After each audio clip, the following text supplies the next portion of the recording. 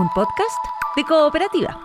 Este es el podcast de Una Nueva Mañana, una presentación de cooperativapodcast.cl, otra forma de escuchar.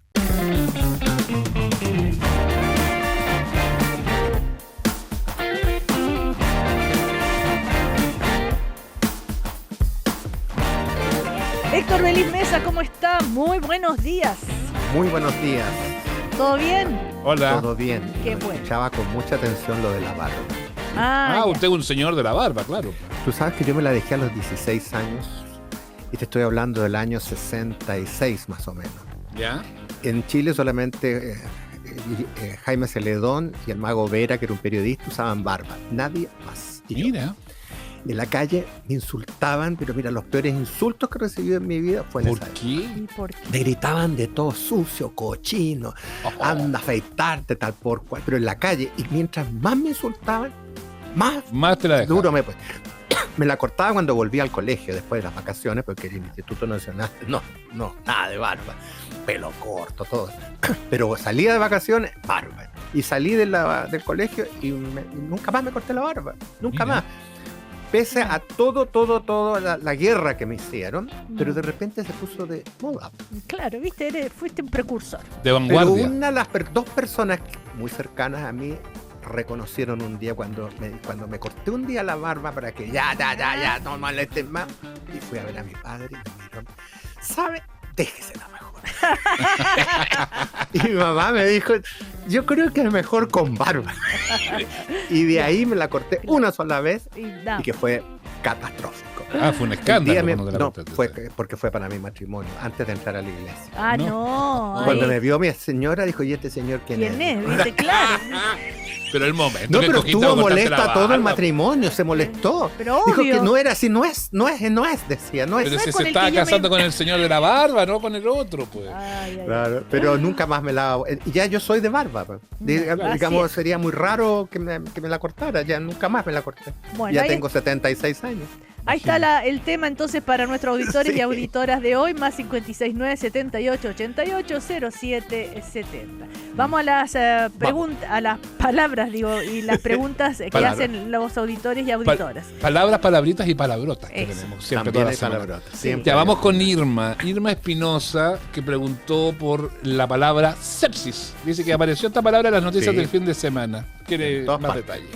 Sí, mira, en nuestro país desde el año 2015 la sepsis es la principal causa de hospitalización y la tercera causa de muerte en nuestro país, solo superada por las enfermedades cardiovasculares y el cáncer. Y así lo reveló una investigación que se publicó el fin de semana liderada por el doctor Sebastián Gatica, académico de tecnología médica de la Universidad Santo Tomás, que recientemente se publicó en la revista científica Frontiers in Medicine. La sepsis es la septicemia, una infección generalizada producida por microorganismos, patógenos y toxinas que están presentes en la sangre y procede de una voz griega que significa que corrompe, es decir, se empieza a corromper tu organismo. Ya. Claro, y en realidad uno nunca piensa en eso, pero una herida de ahí puede partir. O una enfermedad mal cuidada. Sí, pero es muy peligrosa. Sepsis. Pero es septicemia. Ok, sigamos. Ladislao Vamos. Arias quiere saber, y yo también, si las palabras sopor y torpor significan lo mismo o se pueden usar como equivalente. Yo no solo quiero saber eso, sino quiero saber de dónde sacaron la palabra torpor. Exactamente fue mi reacción cuando vi la pregunta. ¿Qué diantre es el torpor? Sí, se parecen, pero son diferentes. El sopor, vamos a partir por el sopor, es el adormecimiento, la somnolencia, también una modorra morbosa, es decir, cuando digo modorra morbosa, digo enfermiza, la persona que tiene fiebre, por ejemplo, y que se mantiene. Y procede de una voz latina que significa el sueño profundo. Así tú cuando estás con sopor estás como con un sueño del que no puedes despertar. Ya. En cambio, el torpor es un estado físico generalmente transitorio que se caracteriza por la lentificación de los reflejos. Es decir, cuesta reaccionar. Hay como un embotamiento de la mente, pero sobre todo disminución de la sensibilidad. Como que tú te sentaste, como uno Sí. dice, me eché. No quiero que me moleste, no quiero saber nada, no quiero escuchar nada. ¿Ah?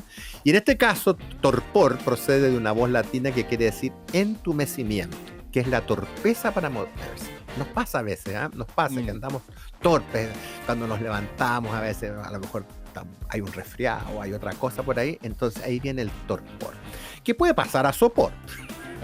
Claro. Si estáis muy sonado en la enfermedad. Claro, pasa. Pero está bueno el torpor, porque claro, es como es la sensación esa como que me voy a enfermar. Claro, me voy a enfermar y te cuesta moverte, te duelen las articulaciones cuando te mueves. Quieres estar sentado por ahí que no te moleste. Ya. Eso, fíjate que me pasa seguido. El torpor. Pero me parece fantástico esta palabra porque suena muy chic. ¿Qué te pasa, Cecilia? Tengo torpor. Oye, pero todo el mundo queda así como... Claro, entonces nadie me va a... ¿Qué es esto? Me van a respetar. No te van a preguntar que te nunca salve, más nada. que Dios te salve. Te van a decir. Claro. Nadie se va... Mira, ¿sabes lo que debería ocurrir siempre? Es que todos deberían ir al diccionario a ver. Pero no sé por qué razón la gente no va al diccionario. Es que me da torpor. Porque te mandan la pregunta a ti, pues. Y la respuesta te produce sopor. Exactamente. Ya, está bien. No van a buscar la palabra porque te la mandan a ti a la @belismesa. Por eso es más fácil así. Claro. Ya, sigamos. Ya, bueno. Adriana Ponce tiene una confusión con la palabra chinchoso. Sí. Nos solicita que aclaremos su significado. En este caso comenta el diccionario. Bueno, ella fue al diccionario, pues, ¿viste? Ella fue al diccionario, pero dice una cosa y la gente que la usa para otra cosa. Un diccionario que dirá que picaron las chinches. Mira, parece que vas por ahí la cosa. Pero lo que me da risa es todo el chinchoso que la he escuchado de toda mi vida, esta palabra. Que alguna vez alguien me dijo que nosotros éramos chinchosos. Oye, ustedes son buenos para chinchosear. Para el concepto que tiene, sí. Y en esta sección así como que nos reímos y como que somos medio chinchosos. Pero parece que significa otra cosa. Eso me dejó preocupado. A ver, veamos. Chinchoso está, como dice nuestro oyente, en el léxico, pero con una escueta definición: persona molesta y pesada. Ese es el chinchoso. En nuestro país, en nuestro país este vocablo suele usarse para calificar a gente muy risueña, en cambio, y aficionada a las bromas y al tonteo, como le dicen algunos. Recordemos que tontear significa, según el diccionario, dar los primeros pasos en una relación amorosa. Ya anda tonteando este. Y este adjetivo coloquial originó el neologismo chinchosear, que se usa como sinónimo de coquetear también, o de pasarlo bien. Son buen chinchosos, buen para contar chistes. Pero chinchoso, según el diccionario, se formó a partir de chinche, un término que identifica unos insectos de hábitos nocturnos, para colmo fétidos, que chupan la sangre de la piel humana y que dejan unas ronchas muy molestas que obligan a rascarse reiteradamente las zonas afectadas. Y esta sería la razón de por qué el léxico define chinchoso como pesado de sangre, cargante, fastidioso. Pero nuestro diccionario dice que somos risueños. Claro, no están de acuerdo los dos diccionarios, pero acá se usa el chinchoso, acá se conoce como como persona risueña, los chinchosos. Bueno, ahí está. Sí, pero nosotros somos chinchosos. No, pero claro, según el diccionario nuestro. Ando lleno de chinches. Ya honra. A Renata Paredes o Renata. Sí. Renate, un nombre de mujer. Renate Paredes le llama mucho la atención el verbo derrapar, que se usa mucho, dice, en las novelas de acción. Claro, el auto derrapó. ¿Por qué derrapar y no patinar?, se pregunta ella. Sí, claro, para muchos especialistas del lenguaje, derrapar es un galicismo inútil, porque en castellano ya existe el verbo patinar, y con igual significado. Por esa razón, hasta hace unos años, no se incluía en el diccionario de la lengua española. No estaba, es relativamente nueva esta palabra en el diccionario. Y el léxico define así derrapar: dicho de un vehículo, patinar, desviándose lateralmente de la dirección que llevaba. El ingreso de derrapar al español, es interesante la explicación que nos la da el diccionario, la busqué por otro lado, es consecuencia de la influencia del cine y de las traducciones literarias, donde se privilegia la palabra derrapar, de origen francés, en vez de patinar. Es decir, es raro que en algún libro de otro idioma lo traduzcan como patinar, ponen derrapar. Pero patinar no es sobre el hielo. No, pero también puedes patinar sobre un suelo resbaladizo. Sí, bueno, pero eso, o deslizarse, digamos. Ese El otro viene es- de patín. Claro. Viene de patín, claro. Es con patín, entonces derrapar es Claro. otra cosa. Eh, Es como, bueno, es como cuando dais la curva y como que casi que te salís de la pista. Ahí por lo menos en las carreras de auto y Claro. derrapó el claro, McLaren, no sé. pero en realidad también patinó. claro, No, también patino. no. Oye, yo tuve un accidente en el auto, derrapé y se dio vuelta el auto. Yo no sentí que patinaba, sentí que No sentiste que te diste vuelta nomás. que Yo también me derrapaba di en vuelta una vez, sí. en el ripio. Claro. Yo me di vuelta una vez y Ya. tú sabes que quedé el auto alcanzó a dar la vuelta y quedé en la posición original. Ah, Y qué sí, bueno. claro, Dio pude la vuelta salir. entera. Dio la vuelta completa. Claro. Dio la vuelta en el aire y cayó con las ruedas. Pero Ya. dio la vuelta completa. Qué bueno. Sigamos. Ya. Sigamos, tengo acá una yo. Sofía Lara pregunta si el vocablo montaje se puede usar con el significado de simulación. ¿Por qué?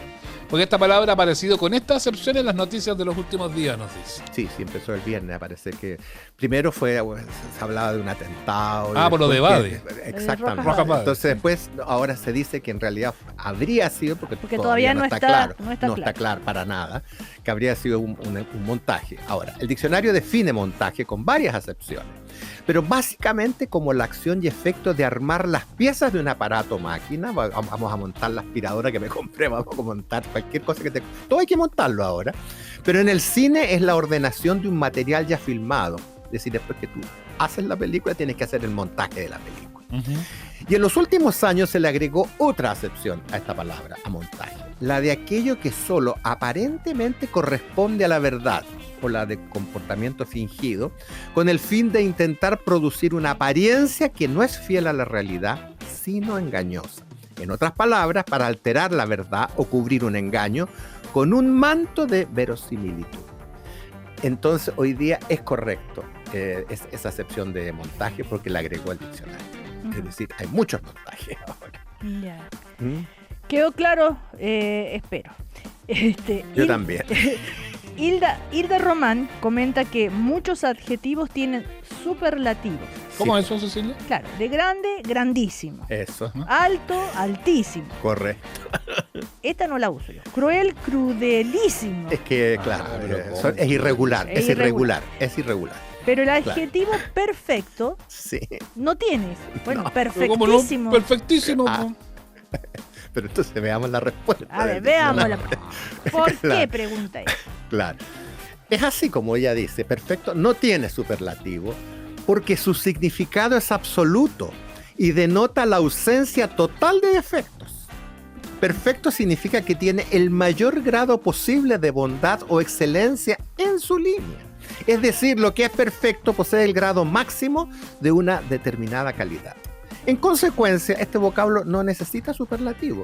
Y perfectísimo sería una exageración innecesaria, sobrante o inútil. Ujú. Aunque las cosas están cambiando, podría considerarse que este superlativo, que no existe, podría llegar a tener un valor expresivo.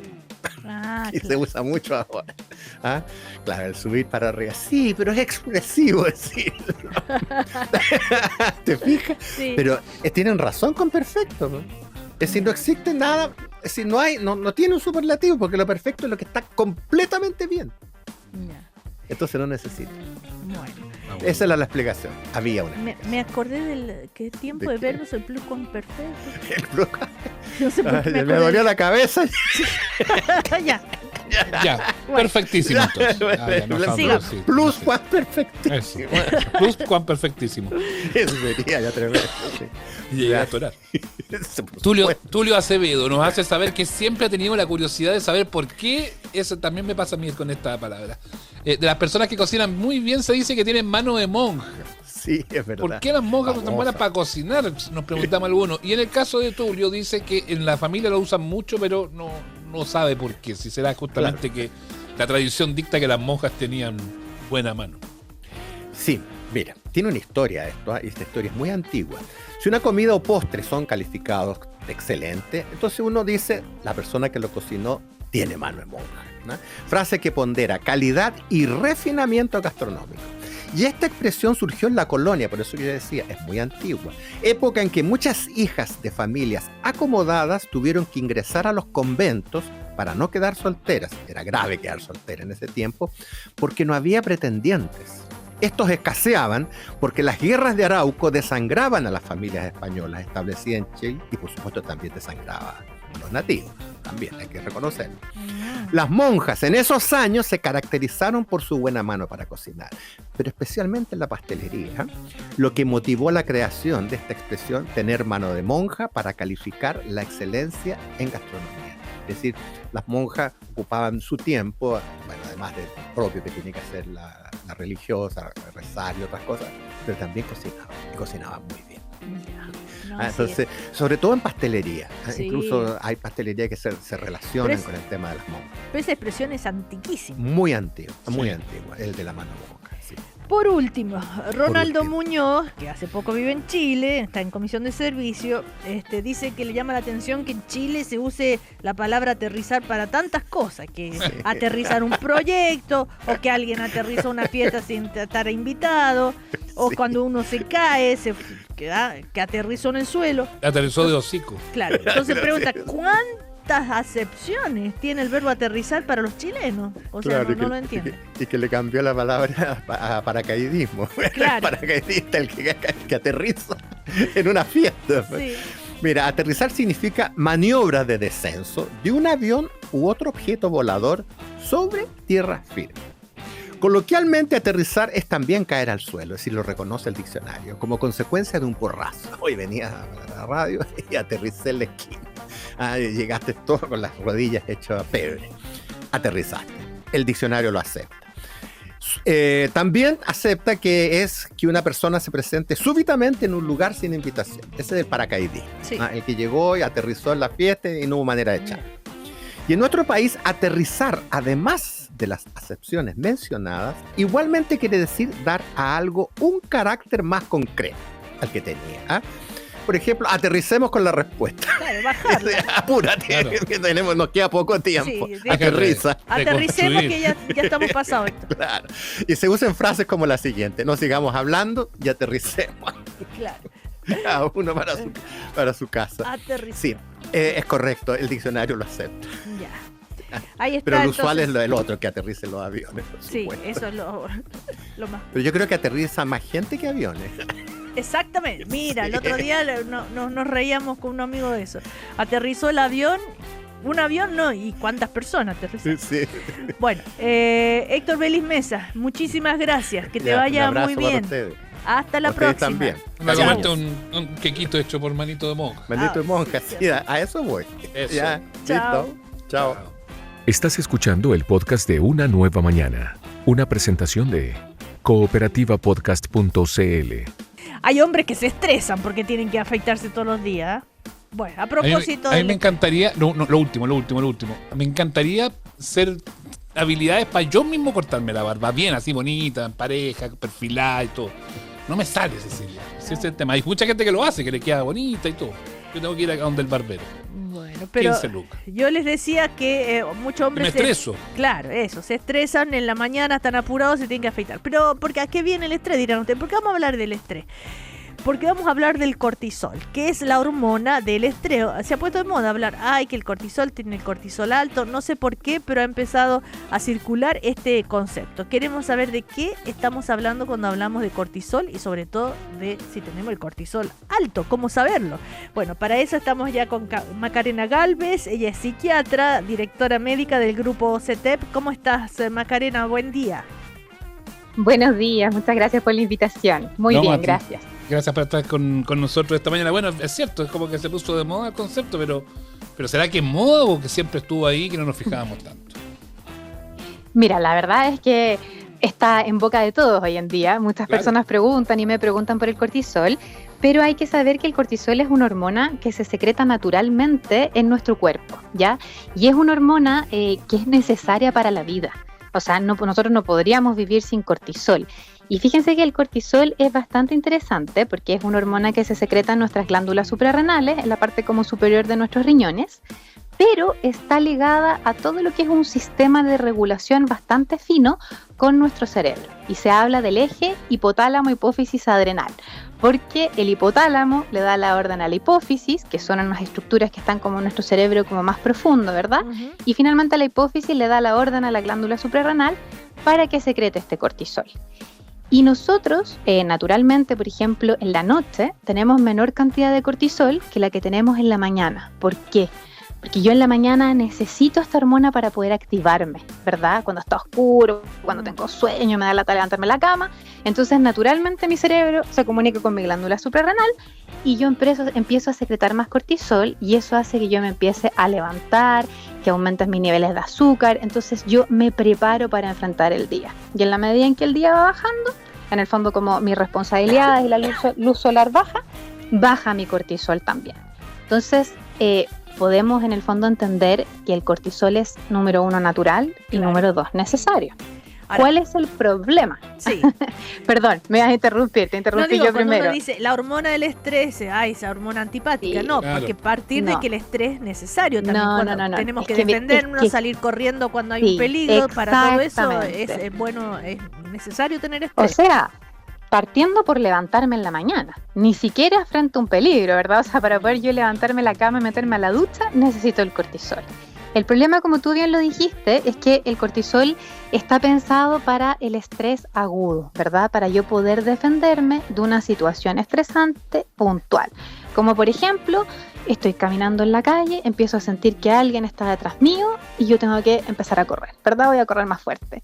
Si yo no tuviera cortisol, mi cerebro jamás sería capaz de organizar y coordinar esta señal de que yo necesito correr porque estoy frente a un peligro. Claro. Y por lo tanto, yo necesito mi cortisol.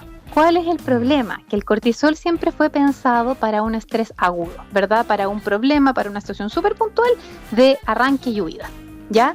O de ponerme a funcionar durante el día, por ejemplo, pero es algo puntual. El problema se produce cuando mi cerebro interpreta que ese estrés, o sea, esa amenaza que yo estoy sintiendo, hay alguien persiguiéndome que me puede matar, está constantemente las 24 horas del día, 24/7. ¿Y esto cómo se puede, en el fondo, cómo podemos llegar a esto? O sea, ¿por qué pasa esto, verdad? Puede ocurrir que en nuestra infancia temprana nosotros hayamos estado expuestos a situaciones muy estresantes, ¿verdad? De padres negligentes, cuidado negligente, abuso, ¿verdad? Abuso físico, abuso sexual. Entonces, mi cerebro interpreta que yo tengo que sobrevivir. Y como mi cerebro interpreta esto, yo no estoy frente a una situación de estrés puntual, sino que yo estoy en una situación de estrés permanente y este eje del cual yo les hablaba, de este fino eje de regulación que se comanda del hipotálamo a la Sí. hipófisis y las glándulas, se desregula. Y ese es el problema, no es tener mucho o poco cortisol, sino Ya, que pero- mi eje se desregula. Pero ¿qué Doctora, significa pero- eso? Que el cortisol se activa cuando no es necesario. O sea, si yo viví en mi infancia situaciones traumáticas, efectivamente en mi vida adulta yo puedo tener un eje que está en el fondo como desequilibrado, por así decirlo, y cualquier situación puntual, que a lo mejor no es una situación de vida o muerte, es una situación en la que yo tengo que responder de manera normal. Por ejemplo, me llamaron del colegio y ya no quiero buscar a los niños a las 4 y quiero buscarlos a las 2, ¿verdad? O sea, algo que nadie, estamos de acuerdo en que no es una situación de vida o muerte, para nadie es algo terrible, pero sí es un problema porque yo tengo que coordinar cómo lo voy a hacer para salir del trabajo, etcétera.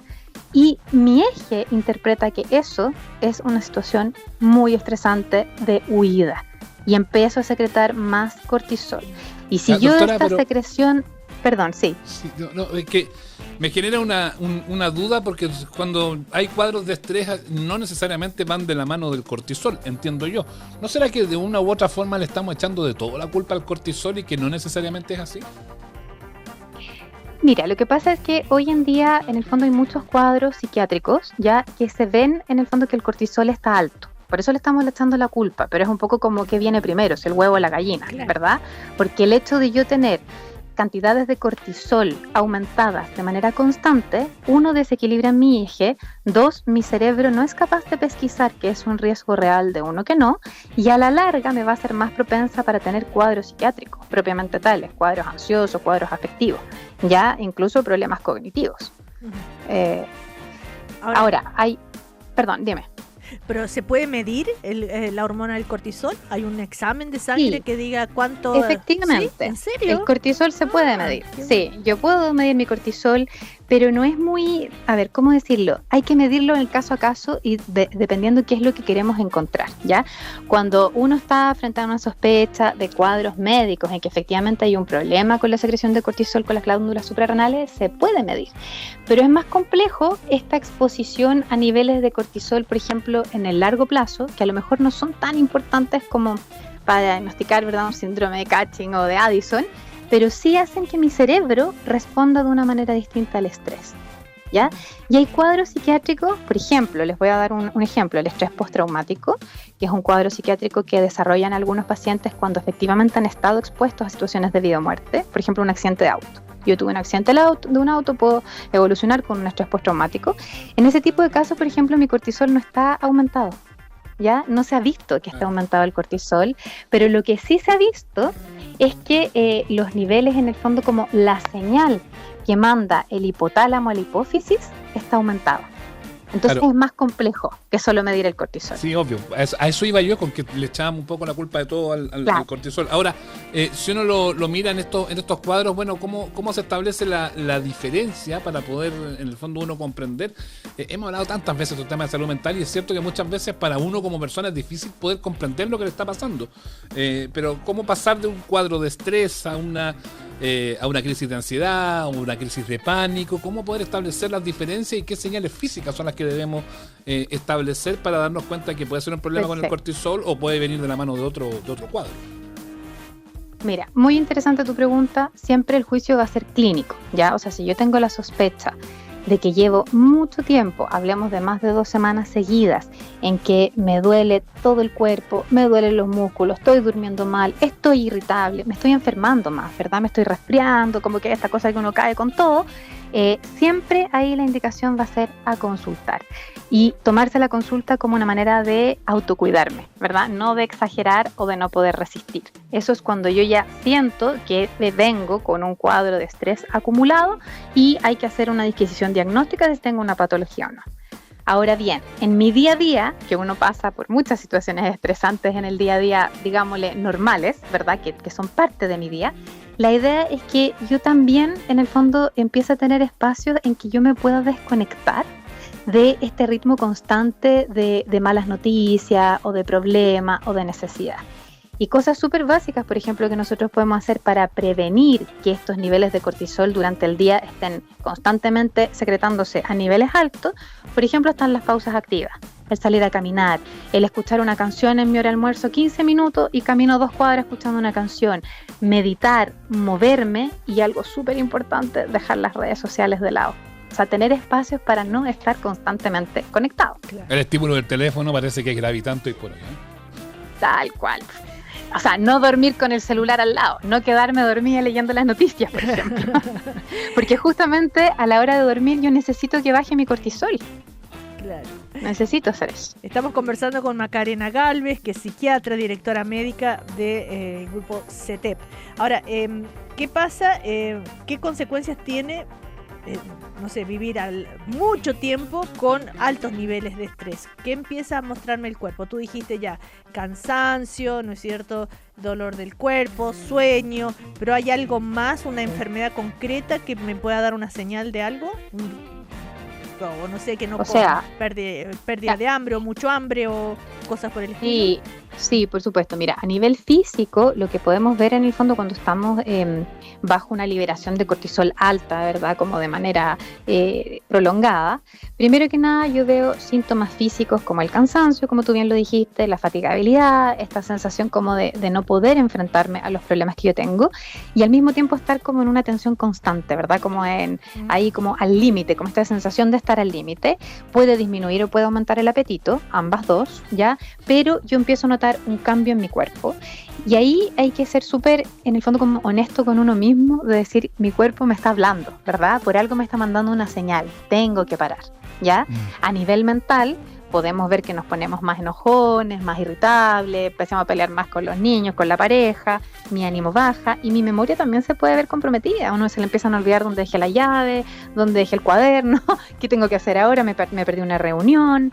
Entonces, efectivamente, empezamos a ver consecuencias, y si estas consecuencias se mantienen ya en un más largo, o sea, en un plazo más prolongado, puedo empezar a presentar patologías de salud mental propiamente tales. Doctora, Cuadros afectivos, cuadros Sí. ansiosos. ¿Cómo saber a quién consultar? Porque también eso muchas veces genera dudas. ¿Será psicólogo?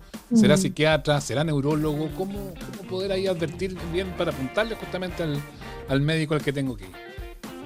Si es por este tipo de síntomas, bueno, la verdad es que yo siempre le recomiendo a todos los pacientes tener un médico de cabecera, ¿verdad? Tener un médico de familia con el cual ustedes tengan confianza y que puedan como consultar en una primera instancia a lo mejor para ir potenciando el autocuidado, ir viendo de qué manera poder hacer estas pausas.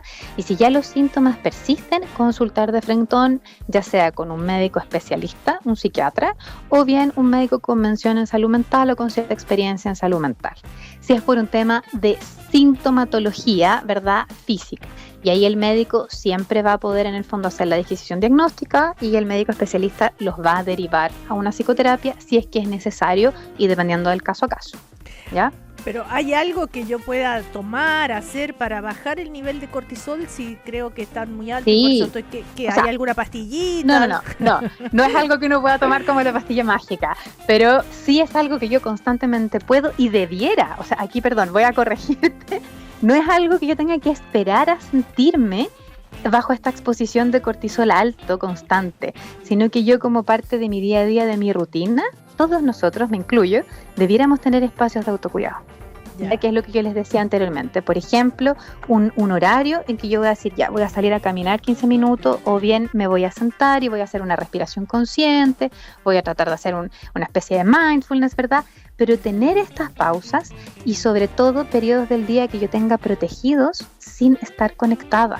O sea, por ejemplo, hay mucha gente que teletrabaja y que uno lo ve como algo súper, una oportunidad maravillosa porque me permite compatibilizar mis tareas domésticas con lo laboral, pero yo no puedo estar sentada almorzando con los niños, por ejemplo, viendo el celular. O sea, me voy a dar 15, 20, 30 minutos, lo que pueda, 15 minutos, pero me voy a dar 15 minutos para almorzar tranquila, sin estar mirando el celular o las noticias que llegan. Lo mismo en la tarde y a la hora de dormir. ¿Y hacer ejercicio? El ejercicio es maravilloso. Sí, o sea, yo les decía salir a caminar porque pensaba algo que cualquiera de nosotros puede hacer, por ejemplo, en su día dentro del hora de almuerzo. Que uno diga, ya, voy a caminar 10 minutos y escuchar una canción, por ejemplo. Si yo logro hacer ejercicio físico con una intensidad moderada, ojalá 3 veces a la semana, 90, 120 minutos semanales, eso es maravilloso. ¿Ya? O sea, ahí estamos al otro lado. Ya. Así que el cortisol es necesario, pero que no lo volvamos loquito. ¿Ah? Exactamente, en su justa medida. En su justa medida y que no alteremos y se desregula todo ahí, entonces el cerebro no entiende Tal nada cual. y empieza a mandar señales que nos hacen mal. Exacto. Bueno, tomarse hoy, ¿sabes qué? De todo lo que has dicho me llama la atención mucho con el celular. ¿Ah?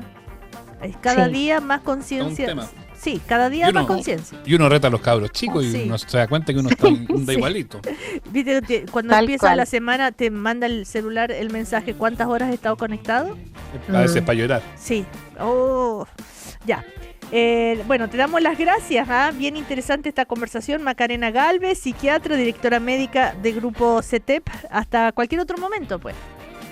Muchas gracias, que esté muy bien, lindo Ya. inicio de semana. Gracias. Igualmente. Igual, chao. Chau, chau. Chao. Estás escuchando el podcast de Una Nueva Mañana, una presentación de cooperativapodcast.cl. Pedro Pascal, que se afeitó el bigote, fue uno de los comentarios a propósito de la ceremonia de los premios de los Oscar anoche. Pero bueno, esa es una noticia, pero las principales noticias, los Oscar, las películas que se los ganaron, es lo que vamos a comentar ahora con el Joel Poblete, que viene con una sonrisa porque yo estoy segura Ganó, que ganó sí, la lo que vi. él quería. Me metí a la unidad operativa de control de tránsito y había uno en la Plaza Italia con una bandera ayer. Era Claro. Joel Poblete. Y yo también estoy contenta porque la película es muy, muy buena. ¿Cómo estás, Joel? Buen día. Bien, hola Cecilia, Sebastián. Efectivamente Hola. contento. Hoy día la marraqueta me subo más crujiente, me parece bien. Estuvo bien. Ya. Sí. Una batalla tras otra. Exacto, la gran ganadora, que hemos estado hablando de ella del año pasado.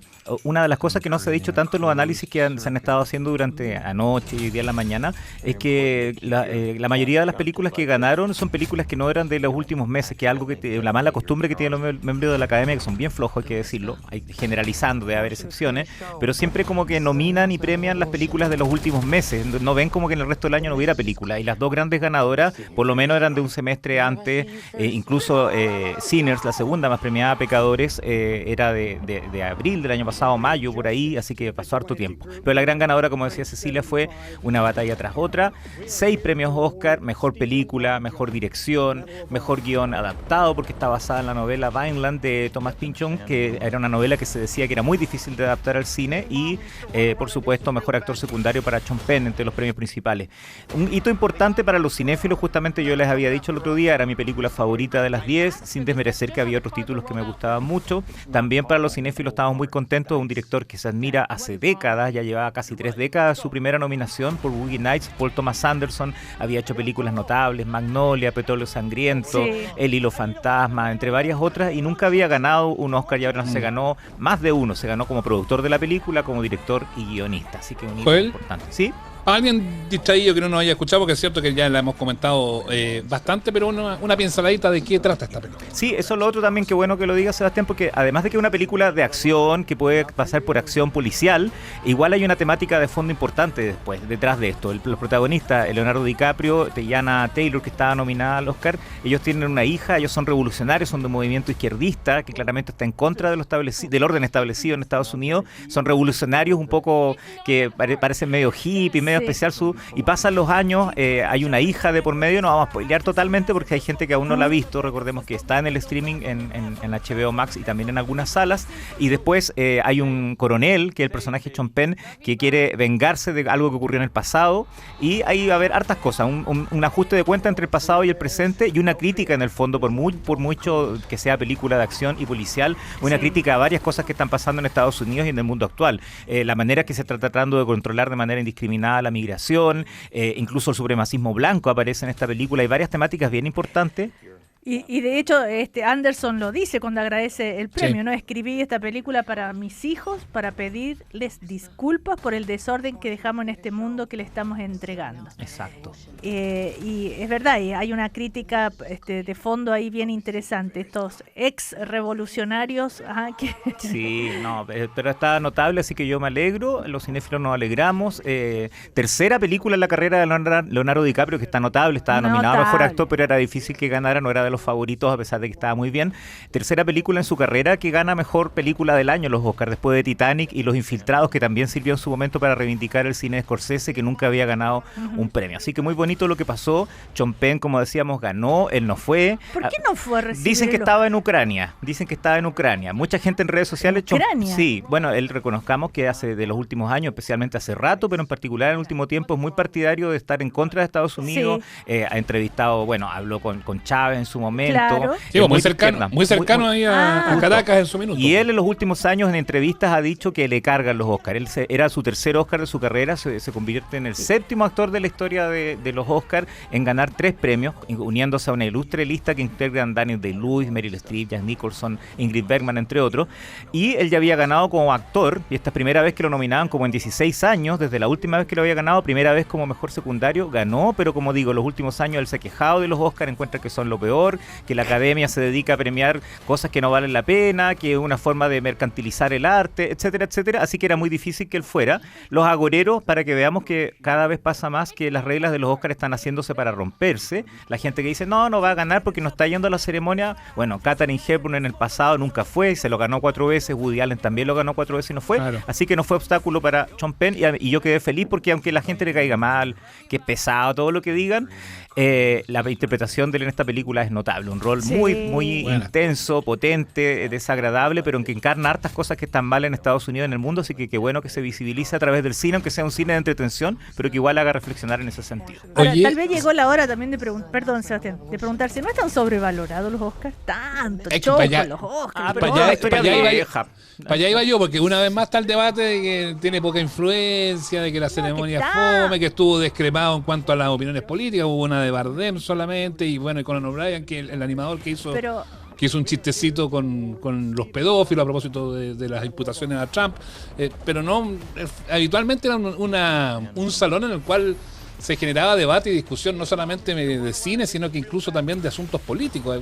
Todo muy light. Sí, pareciera, a ver, con los- respondiéndole a los dos, bueno, desde hace décadas que se dice lo mismo, todos los años lo dicen, a los que nos gustan los Oscar igual lo pasamos bien, estoy de acuerdo, obviamente sabemos que no necesariamente lo que se premia ahí es lo mejor absolutamente de todo el mundo en los Oscar, pero a veces coinciden con películas que están bien, que le gustan a los cinéfilos, le gustan a los críticos, como es este caso. Y respecto a lo que decía Sebastián, estoy de acuerdo, pero igual creo que hubo hartos comentarios durante la noche velados en torno a la política, lo que pasa es que no fueron tan frontales como algunos esperaban. Lo de Bardem fue lo más frontal porque dijo públicamente no a la guerra y Free Palestine, lo dijo, lo llevaba un pin, lo comentó. Muchos habían, parece, con Sí, los pins, con ¿no? esos pins. Conan O'Brien también, pero hubo varios chistes de por medio en que obviamente eran, por ejemplo, Jimmy Kimmel, recordemos que en el pasado fue conductor de los Oscars, que Trump lo vetó, lo sacaron de un tiempo al aire, lo volvieron a poner porque Trump lo había tratado mal. Él salió a entregar el premio documental, que también ganó un documental bastante simbólico, en ese caso que ataca a la Rusia de Putin en varios aspectos, y eso es interesante.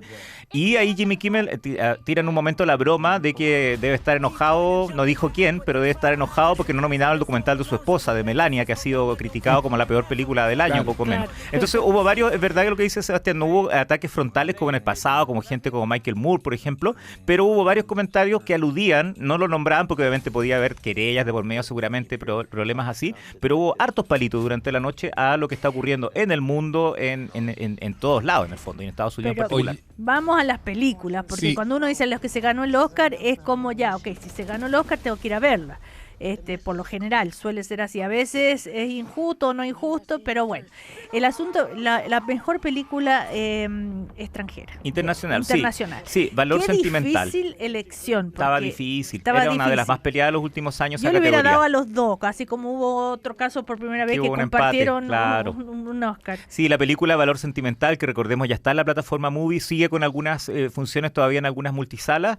Fue primera vez que ganaba el cine noruego en esa categoría. El año pasado había ganado Brasil, era difícil que este año de nuevo ganara Brasil.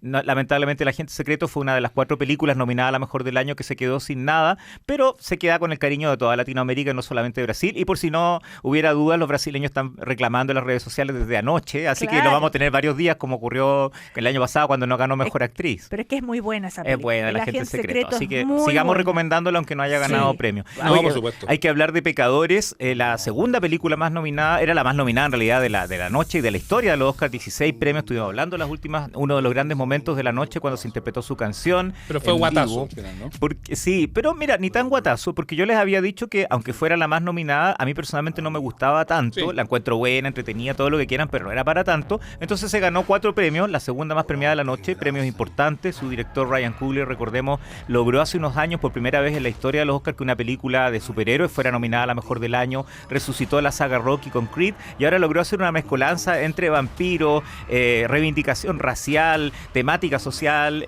cine negro, hartas cosas en una sola película con Pecadores, y eso es algo interesante. Se ganó el premio por primera vez en su carrera como mejor guión original. Yo personalmente no se lo hubiera dado porque aunque me gustó la película, una de las cosas que menos me gusta es el guión, pero bueno, así es Hollywood y así son los Oscars. Y también ganó su actor, que era una de las categorías más peleadas, lo habíamos anunciado, le costó caro a Timothée Chalamet. No vamos a decir que las declaraciones de la ópera y el ballet, porque como ya les dije la semana pasada, llegaron justo al filo del cierre de la votación, pero dicen que la Discutía eso. campaña de él, ¿sí? Que la Discutía eso campaña con fue mala. con mi hija hoy día en la mañana, que decía, claro, perdió por Sicom. Yo decía, no, pero ¿cómo si premian otra cosa? No, Que pero además- las declaraciones infaustas como esa. No, esto, como decíamos, esas declaraciones salieron el 21 de febrero, justamente alguien las rescató casualmente, justo el día que se cerraba la votación, pero yo creo que fue la campaña en general, el personaje cayó mal, lo encontraron muy fanfarrón a él, agotó un poco, y como tiene 30 años, y yo lo encuentro talentoso, aunque haya gente en las redes Sí. que en estos días ha dicho, no, es malo, a mí no me gusta cómo actúa, yo No, lo encuentro no es buen malo. actor. No, y la película es muy muy buena. Sí, Marty Supreme es otra de las películas que esa Sí. tenía más nominaciones, tenía 9, no se ganó Mira, nada. es Algunos dicen que lo encuentro castigaron a él. increíble, ¿Cómo no se va a ganar nada? Si era Sí. muy bueno. Pero pasó.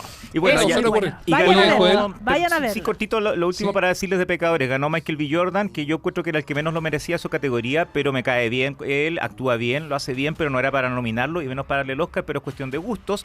Nuevamente un actor afroamericano reconocido. Él en su discurso de agradecimiento recordó a Sidney Poitier, a Denzel Washington, todos los que lo han ganado antes, que no son tantos, así que también fue histórico.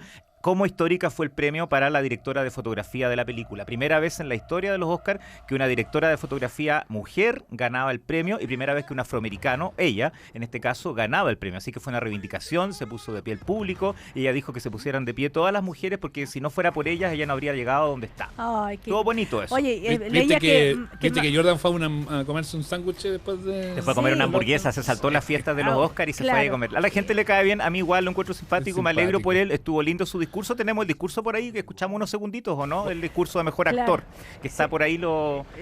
Se fue a comer una típica hamburguesa y saludando a todo el personal Sí. del In local. and Out se llama la sanguchería. Ahí vamos con un famosa. poquito del audio. And the nominees for lead actor are Ahí están nombrando los que estaban nominados. Ojo que ahí yo se lo habría dado, además de Timothée Chalamet, está muy bien Ethan Hawke en su personaje en Blue Moon, que se puede ver en Apple TV. Y si no, Wagner Moura en La Agente Secreto estaba bien. Sí. Incluso DiCaprio yo también feliz se lo Sí. doy. O sea, al que menos se lo habría dado es Michael B. Jordan, pero como digo, se lo tenía que ganar y la gente quedó feliz. Es muy querido. Desde la época de la serie The Wire, que él era muy querido. Bueno. Bueno, Ahí está. ya. Y, ojo también, otra cosa importante de reivindicación, Amy Madigan, con 75 años y convirtiéndose en la actriz que más tiempo había pasado entre una nominación al Oscar y otra, 40 años su primera nominación, ganó como mejor actriz secundaria, algo que también la gente, para que veamos que las reglas de los Oscar están hechas para irse rompiendo cada año, la gente decía, no, porque es una película de terror, tiene elementos de humor, más encima es la única nominación de su película, no está nominada ni a mejor película, y ganó Amy Madigan el primer premio de la noche por la tía Gladys, que les conté que personaje de Weapons, la Gran hora de la personaje. desaparición, gran personaje que como les dije fue furor en el Halloween, seguramente este Halloween Sí. también va a pasar, porque tiene un look tan especial, una actriz muy querida, su marido Ed Harris también ha estado nominado, también le dedicó el premio a él, nunca le ha ganado el Oscar, así que fue bien bonito eso. Yo quedé en general conforme, hay gente que encontró fome la ceremonia, Conan O'Brien a mí no me hace mucha gracia, lo encontré más No. chistoso que el año pasado, hubo momentos lindos, Es hubo mejor que momentos me- emotivos. Oye, Joel, ¿sí? Joel, una palabrita para el fenómeno que se ganó mejor película animada y, Y mejor canción, claro. claro, Las las guerreras guerreras. K-pop. Las guerreras No K-pop. no será de nosotros, pero sí es de nuestros hijos y de nuestros nietos. No, totalmente. Ha sido un fenómeno del año pasado y esa es otra película que llevaba harto tiempo en Netflix. Acá no se dio en cines, salvo cuando se dio una versión como para hacer como casi karaoke en los cines, que duró un fin de semana. Y esta película ha sido un fenómeno, como dice Sebastián. La canción ha sido un hitazo. Primera vez en la historia de los Oscars, además, como está tan de moda los últimos años, no podía ser menos que en algún momento una canción K-pop ganara a la mejor. No era mi favorita, pero era claramente la que iba a ganar, así que está bien. Yo me alegro harto. Y recordar nuevamente que Warner, que ha estado muy en el tapete en las últimas semanas por lo de la venta que iba a pasar con HBO Max, con Warner y todo, al final fue el estudio con más premios. Ganó, como decía, una batalla tras otra, Pecadores. Netflix también sacó algunos premios importantes, incluyendo Las Guerreras K-pop y, por supuesto, Frankenstein de Guillermo del Toro, que demuestra nuevamente que es muy querido Guillermo del Toro por la industria. Los 3 premios que se esperaba que ganara su película, diseño de producción, dirección de diseño de vestuario y maquillaje y peluquería, lo ganó. Así que hito importante. Yo creo que hay que resaltar eso, que eso lo merecía. Y una palabra para la mejor actriz de Hamnet. ¿Ah? Jessie Buckley, notable. Bueno, en ella no había sorpresa, yo se lo dije el otro día y no solamente lo dije yo, era la que había ganado todos los premios, era el único premio que estaba seguro, así que respondiendo a la gente que la encontró fome en la ceremonia, yo creo que Jessie Buckley estuvo notable, pero era lo único fijo que se sabía, y las otras igual fueron algunas sorpresas, otros no, pero por lo menos estuvo peleado. Yo sospeché que igual era mi favorito una batalla tras otra, pero que Sinners igual podía ganar mejor película, como sacó premios importantes, pero por suerte prevaleció en ese caso lo que yo esperaba. Es increíble cómo Hamnet, que en un comienzo parecía la gran favorita para todo, fue así, bajando, Se desinfló. y se fue Pasa desinflando. eso, pasa eso. Así Sí. son los Oscars, así que hay que acostumbrarse. Y recordar también, antes que se nos vaya el tiempo, el In Memoriam, que todos los años está tan mal hecho. El año pasado estuvo bonito y este año también funciona funcionó bien. Hubo tributos, siempre quedan nombres fuera, no me voy a poner a numerar todos los famosos que no los pusieron, después dicen siga el código QR y uno puede ver todos los otros famosos que no fueron incluidos, pero estuvo un homenaje a Rob Reiner, el gran director, lo hizo Billy Crystal, actor en Cuando Harry conoce a Sally, salieron todos los actores que quedan todavía de sus grandes películas, y después Barbara Streisand recordó a Robert Redford e incluso cantó un poquito de su canción con su voz, quizás en donde se nota el paso de los años, a los 80 y algo es normal, pero estuvo muy bonito ese momento de la canción de Way We Were, de su película que hicieron juntos hace 50 años, Nuestros Años Felices. Rachel McAdams recordó a Diane Keaton, estuvo lindo ese segmento, a mí en general me gustó, yo sé que va a haber siempre gente quejándose del Oscar, pero quedé conforme. Ahora, en el podcast de Joel Poblete seguramente tendremos más comentarios, Joel, sobre la... Y todas las películas que estuvieron nominadas a la mejor del año también lo Claro. estuvimos ahí comentando, así que les invitamos a hablar y seguiremos desgranando seguramente en las próximas semanas, porque coletazos va a haber después de todo esto. Exactamente, bueno. Estrenos y razones. Exacto. Gracias, Joel, que te vaya muy bien. Gracias a ustedes. Chao, chao. Chao. Chao, Joel. Aquí termina el podcast de Una Nueva Mañana. Lo escuchas en vivo de lunes a viernes desde las 10:30 de la mañana y todos los días en cooperativapodcast.cl.